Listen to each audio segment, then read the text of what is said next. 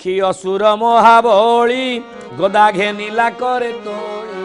कार्तिक व्रतर महिमा के कही पारे गुण सीमा पिटिला खगेश्वर मुंडे जेने कुलिस गिरी खंडे कार्तिक व्रत कथा एही सुण सुजने मन दे तेने सुबिला घड़घड़ी सुपर्ण मूर्छा जाई पड़ी संसार मध्य जेते धर्म नुहे कार्तिक संगे जलंधर गदा प्रहार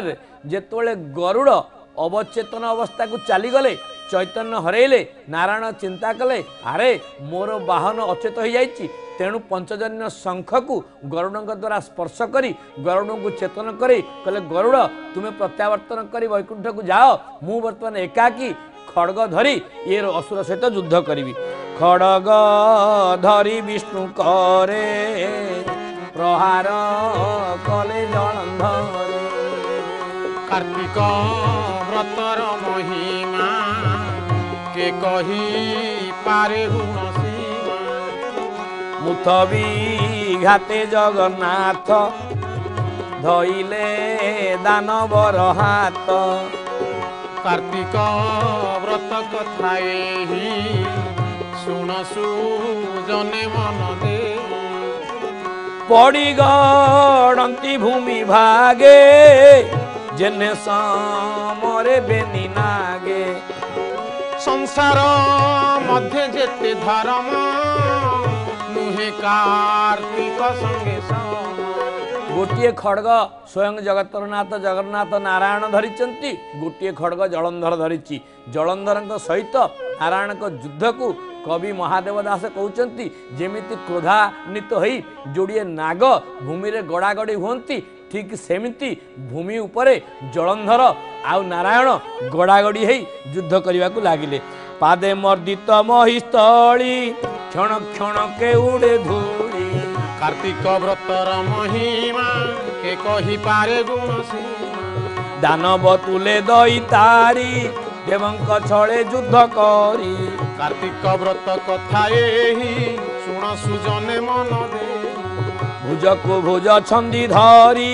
चरणे चरण उधारी संसार मध्य जेते धर्म नुहे कार्तिक संगे गड़ी पड़ती मई लोटी हृद को हृद पिटा पीटी काटिले संसार बंधन उदर के छाड़ी पछकू पड़ाई छड़ाई गगने उड़ई आनंदे बोल हरि हरि हरि करिबे भगवान पादे धरणी टलमल पड़ती भांगी शाल शील आनंदे बोल राधा राधा राधा हरिबे सर्वबाधा रात्र दिवस घोर रण दिन को दिन युद्ध टाण आनंदे बोल कृष्ण कृष्ण कृष्ण हरिबे सर्वकष्ट प्रखर निश्वास पवने स्थावर उड़िले गगने कार्तिक व्रतर महिमा के कही पारे गुण सीमा मेरु सहित टलमल भय कंपई दिगपाल कार्तिक व्रत कथा एही सुण सुजने मन दे नारायण सहित जलंधर युद्ध एपरी भाव भयंकर आकार धारण कला दैत्य माने देवता माने दानव माने मानव माने समस्ते आर्त नयन रे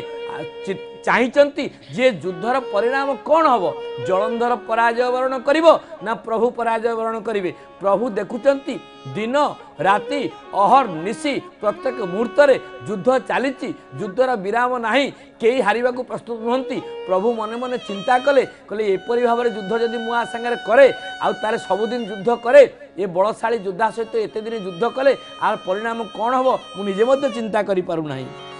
ए मन्ते केते काल गला केही काहा कुन जीविला कार्तिक व्रतर महिमा के कही पारे गुण सीमा ए दैत्य तुले युद्ध कले संसार न रहिब भले कार्तिक व्रत कथा एही सुण सुजने मन दे प्रभु जगन्नाथ मने मने चिंता कले धन्य विधाता हे पितामह ब्रह्मा धन्य तुमर बर एपरी भारे शक्तिशाली करी जलंधर को तुम रखिच आ सहित जेते दिन युद्ध कले मध्य पराजय वरण करिव नाही मते लक्ष्मी कमलिनी मोर पत्नी मध्य कहते तुम युद्ध को जाना वर्तमान मु कौन करी युद्धरु जदि फेरी जाऊँगी युद्धरु जदि पछ घुंचा दौची ताले मोर अपवाद हम जदि युद्ध करुच्ची ये मरिब नाही एपरी अवस्था रे मोर कौन करवा उचित समर कले कार्य नाही दुखित हेब एबे मोहि कार्तिक व्रतर महिमा के कही पारे गुण सीमा रणे घुंचिले हे बलाज एते विचारी देवराज कार्तिक व्रत कथा एही सुन सुजने मन दे प्रभु मने मने चिंता कले आ सहित जेते युद्ध कले मध्य पराजय वरण करिव नाही प्रत्यावर्तन कले युद्धरु पछ गुंचा देले मते अपमान हब तेणु मनरे मायाधर तो मायावी मने मने चिंता कले आ सहित बंधुता प्रतिष्ठा करवा उचित तत्क्षणात खड्ग को तले थोई देई युद्धरु विराम नहीं युद्ध को उपेक्षित करी डाकिले हे जलंधर महावीर तू अटू बांधव आमर कार्तिक व्रतर महिमा के कही पारे गुण सीमा आंभे शेष लोकपति लक्ष्मी आमर प्रिय पत्नी कार्तिक व्रत कथा एही सुन सुजने मन बोले जेहेतु समुद्र तुम्हें सृष्टि समुद्र लक्ष्मी सृष्टि समुद्र हूँ लक्ष्मींकर पिता समुद्र मध्य होचंदी तुमर पिता तुम्हें सागर पुत्र जलंधर सी सागर कन्या लक्ष्मी मुझे तुमर भिणई तुम्हें हूँ मोर शाड़क आमे बंधु बंधु भितर युद्ध करवा उचित नुहे आमे जानीगले कार शक्ति केते एबे तुम्हें मो बोल मान मु जहाँ कहि तुम्हें कर तुम्हें जहाँ कह मुझे करी प्रभु कौन शर्त रखिले जलंधर कौ शर्त राजी है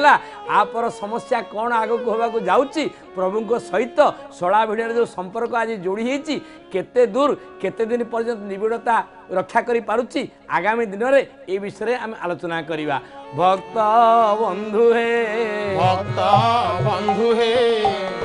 कृपा सिंधु हे